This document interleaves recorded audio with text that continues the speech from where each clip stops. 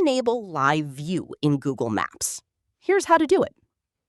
First, open the Google Maps app on your iPhone.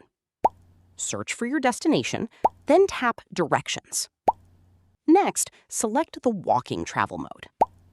Now, tap Preview at the bottom of the screen. If prompted, allow Google Maps to access your camera and location.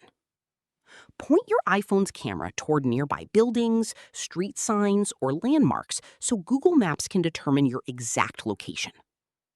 Once live view is ready, you'll see augmented reality arrows and directions overlaid on your screen to help guide you to your destination. Keep your phone pointed up occasionally while walking to maintain accurate directions, and lower it when you're not actively checking the route. If you don't see the preview option, it may not be available in your current location or for your selected destination. And that's it. You've successfully enabled and used preview in Google Maps on your iPhone. Thanks for watching. If this tutorial helped, don't forget to like the video and subscribe for more iPhone tips, app tutorials, and how-to videos.